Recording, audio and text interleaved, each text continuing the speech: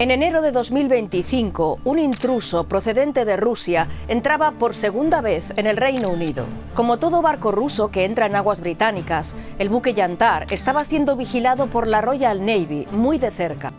Ese mismo buque ya había sido detectado en esas aguas en noviembre de 2024, según las autoridades británicas, recopilando información y cartografiando infraestructuras submarinas del Reino Unido. I authorized the Royal Navy submarine, strictly as a deterrent measure, to surface close to Yantar to make clear that we had been covertly monitoring its every move. The ship then left UK waters without further loitering. El ministro británico tuvo palabras muy claras. Quiero que el presidente Putin escuche este mensaje. Te estamos viendo. Sabemos lo que estás haciendo. Y con nuestros aliados de la OTAN estamos reforzando nuestra respuesta para asegurarnos de que las embarcaciones o aviones rusos no operen en secreto cerca del Reino Unido o en el territorio de la OTAN. El Yantar es solo uno de los cientos de buques de la flota fantasma rusa que cruzan los mares del norte de Europa desde la invasión rusa de Ucrania en 2022. Se suceden los indicios de que esos buques, muchos de ellos petroleros, tienen una misión doble. Ponen rumbo hacia puertos o hacia otros barcos que, pese a las sanciones internacionales, aceptan su carga, obteniendo así para Rusia fondos destinados a la guerra. También hay pruebas de que mientras se dirigen a esos puntos de entrega, esos barcos escrutan las infraestructuras submarinas europeas. Según informaciones del canal danés de RTV, analistas escandinavos están convencidos de que cientos de barcos rusos, no solo cargueros y embarcaciones militares, sino también embarcaciones civiles, inspeccionan las aguas del norte de Europa para enviar luego los datos recabados al Ministerio Ruso de Defensa. Es así como Rusia estaría fijando objetivos para acciones posteriores de sabotaje. Lo que ayer nos parecía política ficción o geopolítica ficción es hoy una realidad. Atacar cables submarinos, atacar subestaciones eléctricas simplemente para dejar una base en Polonia sin electricidad, cosas que hace unos años nos parecían, pues eso, fantasía, algo inverosímil, ahora son una realidad. Después de haber vivido tantos años de paz y de tranquilidad, nos hemos olvidado que el mundo no es tan pacífico como nos deseamos y que sí que hay que estar preparados, es un parque de vida, hay que estar preparados para defender tu propio país, tu propio hogar, tu propia ciudad o población. Yo creo que eso es la cultura que deberíamos crear. Es una cultura más desarrollada en los países bálticos o en los escandinavos, que son más conscientes del riesgo que implica su cercanía a Rusia. Los países escandinavos y noreuropeos, estoy pensando especialmente en Estonia, Lituania, Letonia y Polonia, son muy conscientes de las amenazas que tienen, porque son vecinos de Rusia, tienen una vacuna que países como Portugal, España, Italia no tenemos puesta, porque no tenemos vecindad. Y nuestros anticuerpos no están preparados para entender los movimientos de agentes extraños en nuestro territorio.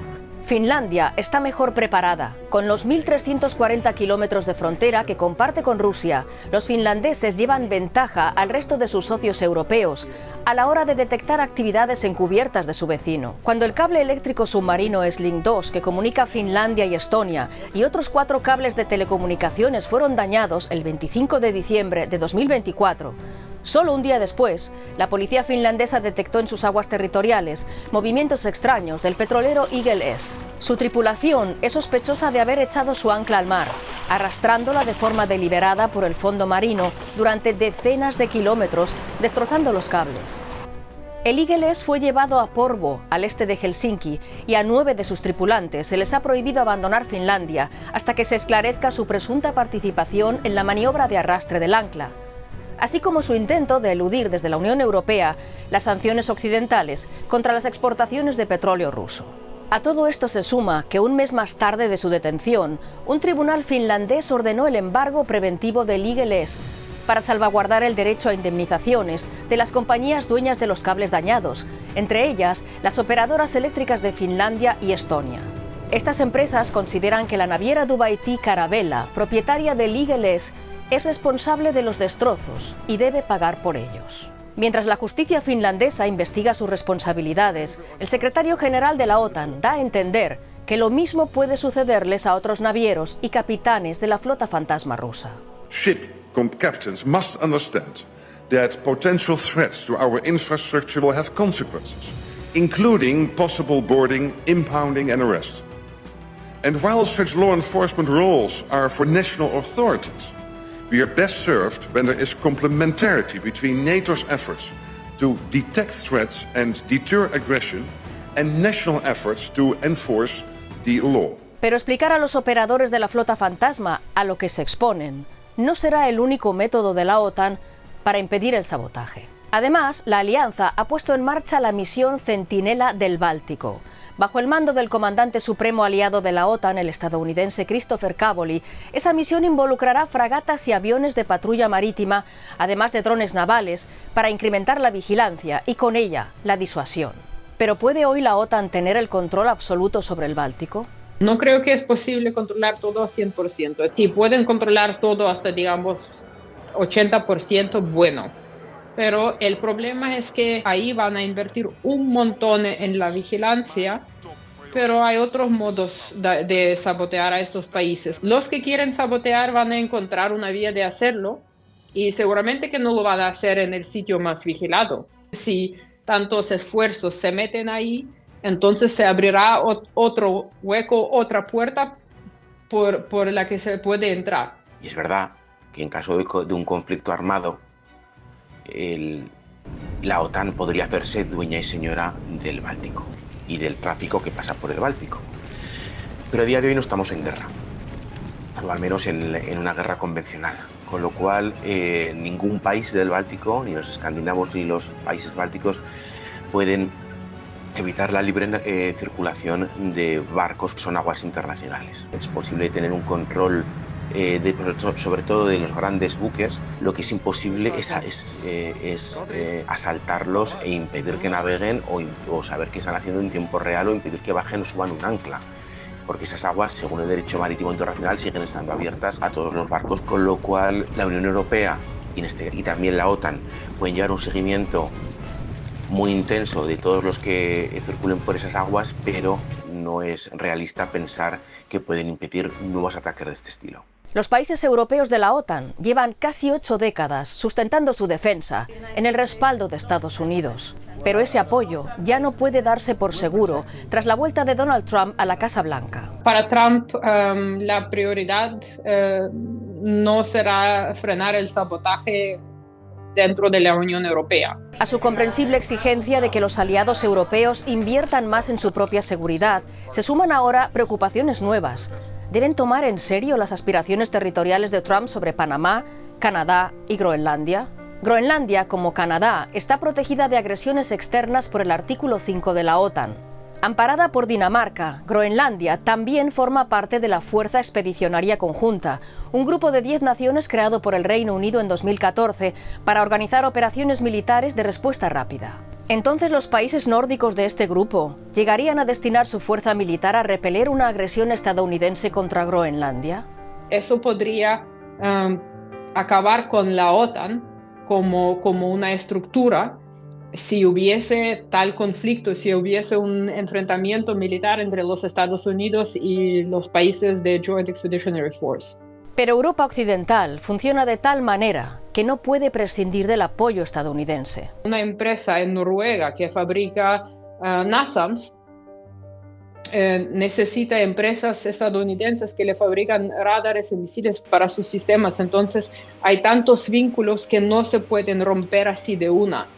Y entonces eso se puede utilizar en contra de esos países o los países que se podrían poner en contra y decir, bueno, entonces no te vendemos más misiles, no te vendemos más radares. ¿Qué haces? Todo eso pone de manifiesto la actual debilidad de Europa Occidental. ¿Puede Europa defenderse a sí misma sin Estados Unidos? Es lo que se preguntaba el Financial Times tras el triunfo electoral de Trump. Este diario aporta datos del Instituto Internacional de Estudios Estratégicos que ponen en duda las capacidades europeas. Según este instituto británico especializado en análisis militares, los aviones de carga C-17 que Estados Unidos aporta a la OTAN son insustituibles. Cada uno cuesta 340 millones de dólares y puede transportar 75 toneladas de equipo a distancias de casi 4.500 kilómetros y sin repostar. También se consideran irreemplazables los 500 cazas estadounidenses F-35 que Europa Occidental espera recibir en la próxima década. Es decir, Europa Occidental necesita a Estados Unidos y Donald Trump lo sabe. Él sí que podrá dictar, digamos, sus deseos a los europeos y ver cómo responden. Dependemos de los Estados Unidos y para crear, digamos, nuestra propia cultura de defensa, eso tardaría décadas.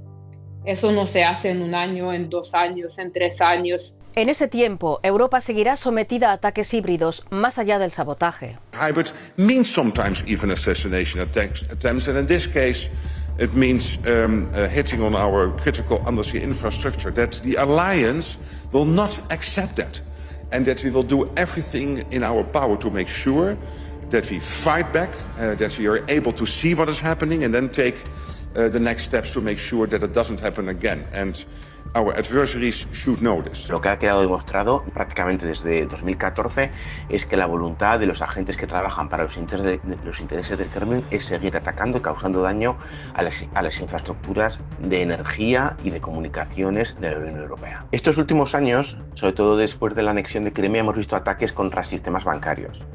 Hemos visto ataques contra sistemas sanitarios. Hemos visto ataques contra infraestructuras energéticas y infraestructuras de telecomunicaciones. Hemos visto ataques de toda índole, de lo que se ha venido a denominar como guerra híbrida. El impacto de todos ellos ha sido más bien psicológico. Y esa guerra psicológica puede ser más efectiva que la agresión militar. ¿Cómo se puede controlar la población? Con miedo. Es lo más fácil. Si la gente tiene miedo.